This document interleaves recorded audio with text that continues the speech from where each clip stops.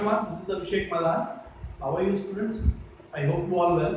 So आज हम बात करने वाले हैं class 10 subject maths chapter 5 that is AP exercise 5.3 question number 18. Okay. So I'm not writing the questions. I'm just speaking the questions.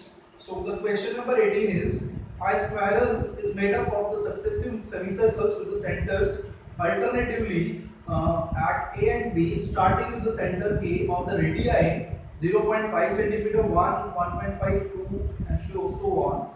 What is the total length of the such a spiral made up of 13 consecutive semicircles? Take pi is equals to 22/7. Okay, so questions में आपको क्या क्या रखा है? इस तरह से आपके पास एक स्पाइरल है, okay, और इस स्पाइरल में टोटल नंबर ऑफ सेमीसर्कल्स 13 है. ओके, सभी 13 सेमीसर्कल्स अलग-अलग रेडियस के. अब सपोज करो जैसे मैं पहले इस वाले सेमीसर्कल की बात करता हूं. ये वाला सेमीसर्कल जो है इसकी रेडियस जो है वो है 0.5. फिर उसके बाद ये नीचे नेक्स्ट वाला सेमीसर्कल चालू हो जाता है. ये वाला सेमीसर्कल इससे अलग है बिकॉज़ इसकी रेडियस उससे अलग होगी. इसकी रेडियस जो है वो है आपकी इस तरह से यहां पर लिखना होगा. इसकी रेडियस है आपकी 1. फिर उसके ऊपर ये वाला आ जाता है. इसकी रेडियस हो गई आपकी 1.5. ओके, फिर जो नीचे वाला है ये वाला सेमीसर्कल इसकी रेडियस है आपकी 2. फिर जो ये नेक्स्ट आएगा 2.5, उसके नीचे 3 and 3.5, 4 लाइक दिस. इस तरह से जैसे जैसे सेमीसर्कल्स इंक्रीज होंगे वैसे वैसे उसकी रेडियस जो है वो 0.5 इंक्रीज होती जा रही है. अब क्वेश्चन ये है what is the total length of spiral, यानी कि जो सेमीसर्कल्स थे इनको बनाने के लिए जो भी वायर यूज हुई होगी उस वायर की टोटल लेंथ क्या है. ओके, क्वेश्चन को समझिए. अगर मान लीजिए मैंने कहा मेरे पास एक लेंथ है, तो अगर मैंने उस वायर से एक ऐसे सेमीसर्कल बना दिया तो वो वायर की लेंथ क्या होगी. सपोज करो कि अगर ये वायर थी स्ट्रेट, ओके, ये इस वायर की मान लो लेंथ 1 मीटर है. अगर मैंने कहा कि इस 1 मीटर से आपने एक सेमीसर्कल बनाना है, सिर्फ ऐसे, इसको इस तरह से कर्व नहीं करना, नो, सिर्फ एक इस तरह से कर्व करना है बस, जो कि सेमीसर्कल की शेप ले. तो फिर ये चीज क्या हुई, सेमीसर्कल की circumference that is pi r. Okay, और इस पाई आर की लेंथ कितनी होगी, इज इक्वल्स टू 1 मीटर. बात समझे. तो ऐसे ही यहां पर 13 सेमीसर्कल्स हैं और उन 13 सर्कल्स की टोटल लेंथ कितनी होगी, उनकी जो सर्कमफेरेंस है उनकी टोटल लेंथ कितनी होगी वो आपको बताना है. तो अगर मैं बात करूं जैसे ये फर्स्ट वाला सेमीसर्कल है, तो मैं लिख रहा हूं, आंसर लिख रहा हूं उसमें. तो जैसे हमने बात करी कि जैसे 1 मीटर की वायर की अगर मैंने उसको सेमीसर्कल की सर्कमफेरेंस के टर्म्स में अगर उसको कर्व शेप दे दी तो वो जो 1 मीटर की लेंथ है वो उसकी सर्कमफेरेंस बन जाएगी, यानी कि 1 is equal to the pi r. अब यहां पर क्या है, ये सर्कमफेरेंस दे रखी है सेमीसर्कल से, इनकी सर्कमफेरेंस को ऐड करेंगे will get the total length of the spiral. So the total length is equals to total length of the spiral is equals to pi r1. ये पहले सेमीसर्कल जो ये वाला सेमीसर्कल है ना, इस वाले सेमीसर्कल की आपकी ये रेडियस है, सॉरी सर्कमफेरेंस है. ओके, फिर इसके बाद यहां से ये सेकंड सर्कमफेरेंस स्टार्ट हो रहा है, तो ये भी सर्कमफेरेंस ऐड होगी इसमें, तो क्या आ जाएगा पाई r2 प्लस, फिर ये थर्ड स्टार्ट हो गया, क्या आ जाएगा पाई r3. यानी कि ऐसे करते करते आपने टोटल नंबर ऑफ 13 सेमीसर्कल्स की सर्कमफेरेंस को ऐड करना है. Then you will get the total length of the spiral. So pi r1 plus pi r2 plus pi r3 dash dash dash कितने semicircles plus pi r13. That is the answer. Okay, but अब इसको solve भी करना है. कैसे करेंगे, सबसे पहले हमने इसमें से पाई कॉमन ले लिया, तो इसमें से जब हम पाई कॉमन ले लेंगे तो हमारे पास अंदर क्या बचेगा, r1 plus r2 plus r3 plus dash dash r13. अब अगर हम AP का यूज करके, क्योंकि r1 r2 r3 इन सब की जो वैल्यूज आपको पता है, as we know that r1 is equals to 0.5 centimeter, r2 is equals to 1.0 centimeter R3 is equals to 1.5 centimeter. So this R1, R2, R3 makes an AP. Okay, so जैसे मैं अगर ये AP लिखूं तो क्या आएगा 0.5, 1, 1.5 and so on. So in this case value of A, the first term is 0.5, B is 1 minus 0.5, that is 0.5, and how many terms in this AP? 13, क्योंकि इस AP में आपके कितने नंबर्स को ऐड करना है? 13 नंबर्स को ऐड करना है, तो यानी कि नंबर ऑफ टर्म्स कितने हो गए इस सीरीज में? 13. तो वैल्यू ऑफ n कितनी होगी आपकी? 13. तो हमारे को A मिल गया, D मिल गया, N मिल गया. ये करना क्या है इसमें? R1 plus R2 plus R3 plus dash dash dash plus R13. What is this? What we are doing in this question?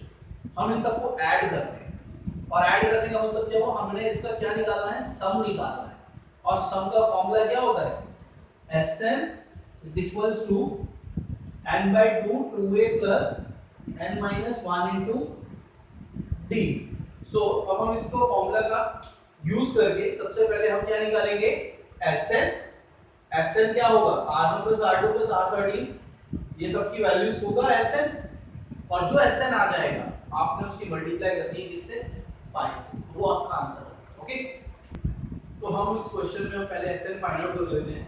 तो हमारे पास सीरीज थी 0.1 0.5 1 1.5, a की वैल्यू 0.5, d की वैल्यू 0.5, n की value 13. Now we are putting the value in Sn, so it will be 13/2.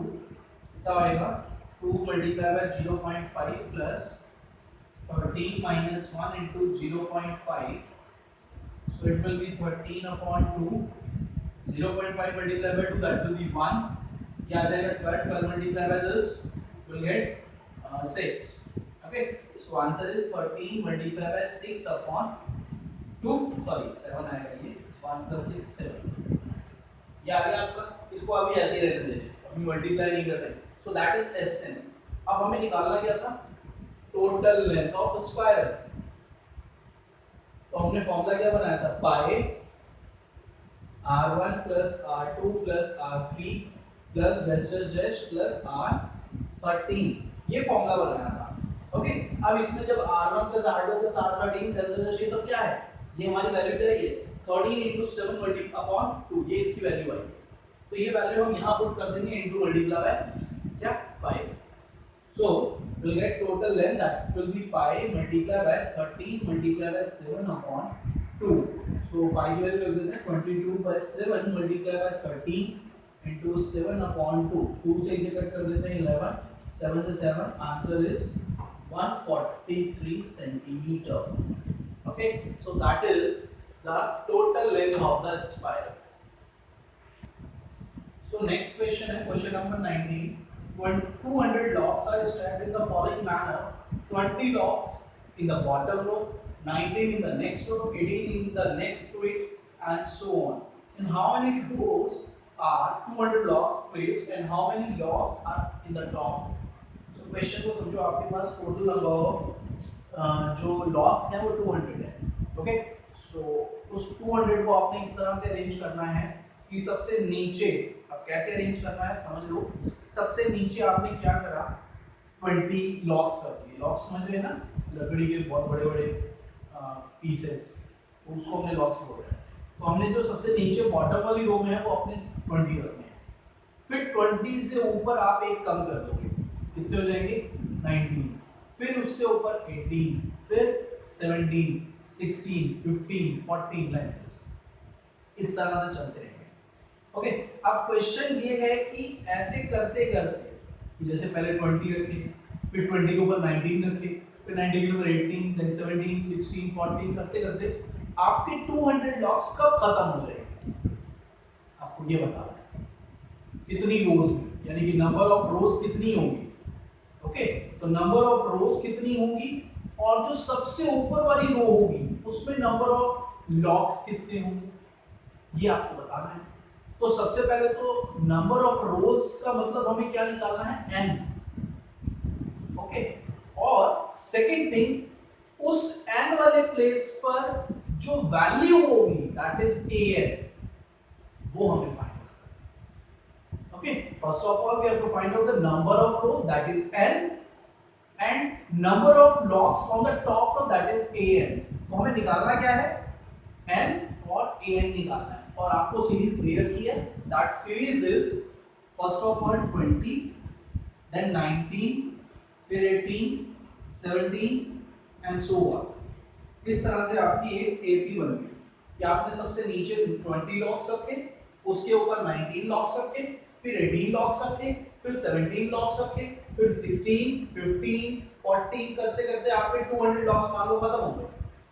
अब वो कितने number of क्या कहते हैं रोज में खत्म हुए, तो ये नंबर ऑफ कितने टर्म्स आएंगे वो आपको फाइंड आउट करना है। कि भाई नंबर ऑफ रोज जो हैं, अब जैसे मैंने कहा कि एक रो में 20 थे, फिर उसके अगले वाले में 19 थे, फिर उसके अगले वाले में 18, फिर 17, तो ये नंबर ऑफ रोज ही तो बता रहा है। ये सबसे बॉटम रो थी, ये उससे नेक्स्ट थी, ये उससे नेक्स्ट थी, ये उससे नेक्स्ट थी, ऐसे करते करते आपके जो 200 लॉक्स है वो कब खत्म होंगे। तो यानी कि इस सीरीज में नंबर ऑफ टर्म्स कितने आएंगे, तो यानी कि हमें क्या निकाला, number of terms that is n, और उन नंबर ऑफ टर्म्स को हम क्या बोल रहे हैं, नंबर ऑफ रोज। ये जो 19, 20, 18 है ना, ये हमारे को रोज भी बता रही है, और उस पर्टिकुलर रो में कितने नंबर ऑफ लॉक्स हैं वो भी बता रहा है। ओके, सो हमारे को a की वैल्यू कितनी मिल गई 20, d की वैल्यू कितनी आ जाएगी 19 माइनस 20 दैट इज -1। Sn हमें पता है 200, क्योंकि टोटल नंबर ऑफ लॉक्स आपके पास कितने हैं 200, तो दैट इज Sn, और n हमें निकालना है। Okay, so we'll use the formula Sn, that is n by 2, 2a plus n minus 1 into d. Okay, so now I'm going to solve. Sn is 200 is equals to n upon 2. We don't know the value of n. 2 multiplied by 20 plus n minus 1 into minus 1. So it will be 400. 2 इधर जाके multiply हो जाएगा 400, n इधर कितना आया 40, ये n की multiply कर देते हैं, कितना आएगा -1n plus 1.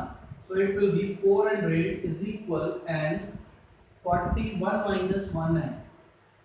मल्टीप्लाई कर देते हैं, 400 is equals to 41n minus 1n square. इन सबको इधर ले आते हैं, तो 1n square प्लस का हो जाएगा, माइनस का इधर इक्वल की इस तरफ आके प्लस का हो जाएगा, माइनस का 41n साइन चेंज हो गया, n plus 400 is equals to 0. अब हमें इसको सॉल्व करना है, इसके फैक्टर सॉल्व करने हैं। तो 400 के ऐसे फैक्टर की आपका प्लस करके 41 है, 45 and 16, so it will be 1n square minus 41n plus का 400 is equals to 0।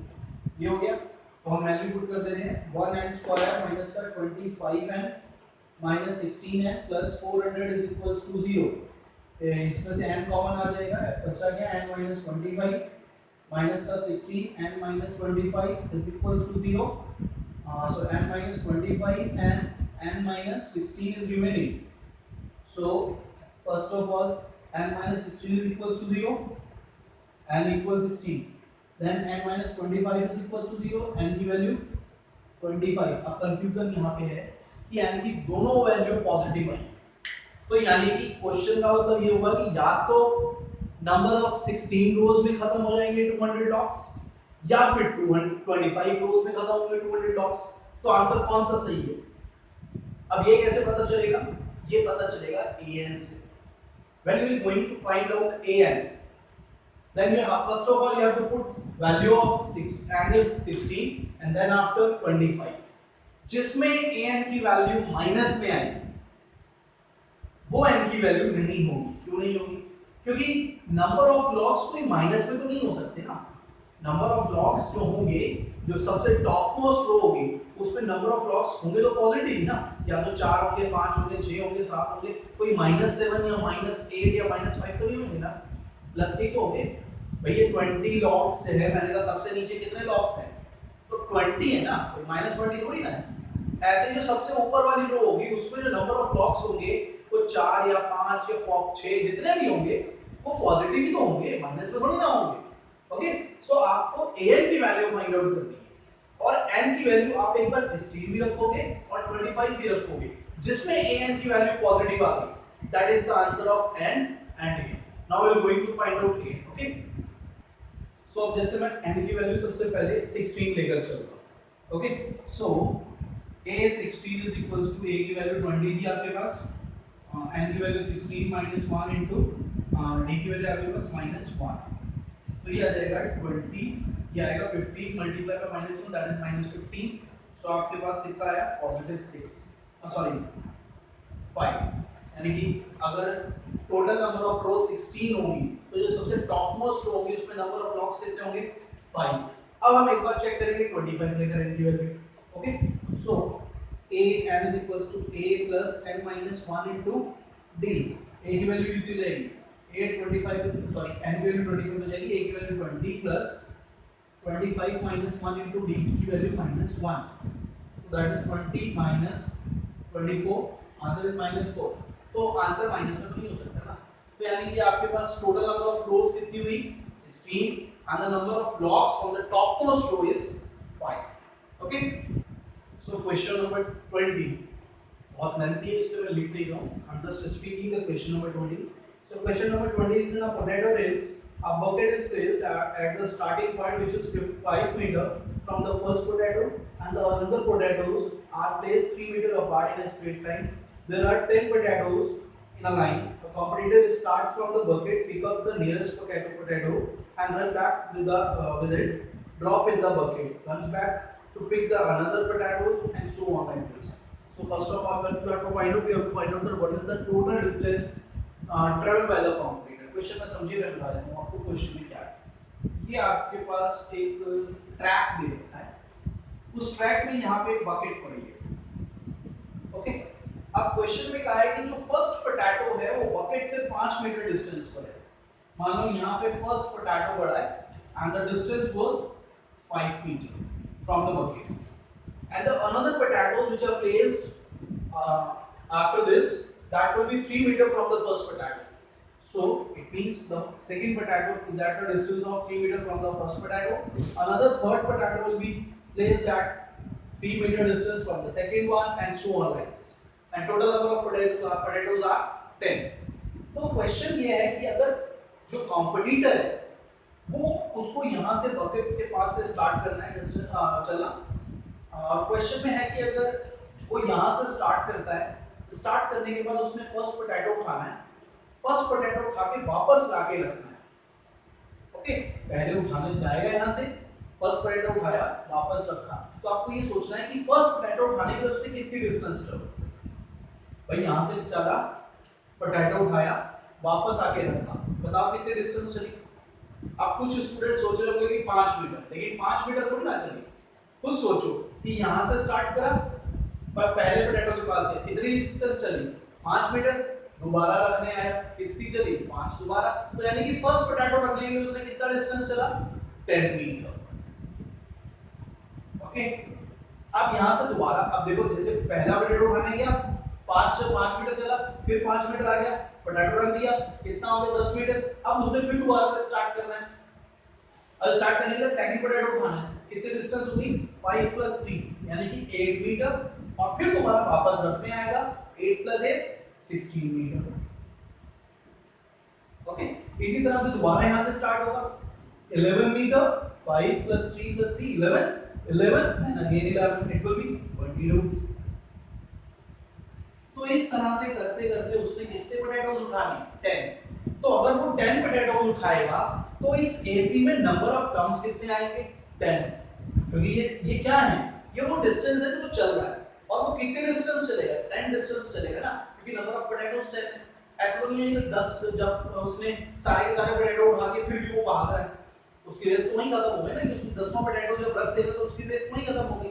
तो जब तक उसके 10 पोटैटोस नहीं आ जाएंगे तो तब तक यहाँ पे कितने नंबर ऑफ डिस्टेंस होगी 10. Okay. So number of terms in an AP is 10 and the first term is also 10 and the common difference that is 6. value of n is 10 क्योंकि नंबर ऑफ टर्म्स जो आएंगे वो 10 आएंगे, क्योंकि number of potatoes कितने हैं 10. Number of 10 potatoes होने की वजह से जो टर्म्स होंगे इस एपी में वो 10 आएंगे. ओके. अब हमारे को बताना क्या है कि वो total number of total distance कितनी ट्रैवल कर रहा है. So ये 10 meter, 16 meter, 22 meter, these are the distance now which is traveled by the competitor. तो अगर हम इन सबको ऐड कर दें, we'll get the total distance. तो we have to find out the sum. कितने डिस्टेंस का? 10 डिस्टेंसेस का. क्योंकि यहाँ पर 10 डिस्टेंसेस आएंगे. जैसे ये 10 मीटर की डिस्टेंस है, ये सिर्फ एक पोटैटो के लिए है. ओके, सेकंड पोटैटो को उठाने के लिए उसे 16 मीटर भागना पड़ेगा. थर्ड वन के लिए 22 मीटर. ऐसे करते करते 10 पोटैटो उठाने हैं. तो यानी कि 10 डिस्टेंसेस को आपको प्लस करना पड़ेगा. We have to find out the sum of first 10 terms of this AP. What we have to find out? We have to find out S10. Okay, so now we are going to use the formula of Sn, that is n by 2, 2a plus n minus 1 into d. So S10, that at 10 by 2, 2a, 2 into 10 plus 10 minus 1 into d की value होगी आपकी 6. सो ये आपका cut कर देंगे, कितना आ गया 5, 20 plus 9 into 6, 54, 5 multiplied by that is 74.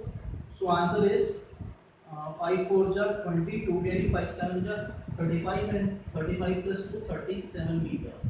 सो यानी कि अगर उसे 10 पोटैटो उठा के रखने हैं तो यानी कि उसको कितनी टोटल डिस्टेंस ट्रैवल करनी पड़ेगी? 370 मीटर. सो आई होप कि आपको ये सब समझ आ गया हो. एक्सरसाइज 5.3 निपट चुकी है. अगर आपको फिर भी कोई इस चैप्टर में या इस एक्सरसाइज में कोई डाउट हो तो प्लीज मुझे कमेंट में बताइए. मैं वो कोशिश करूंगा कि उन सभी डाउट्स को जल्दी से जल्दी सॉल्व करूं. ओके.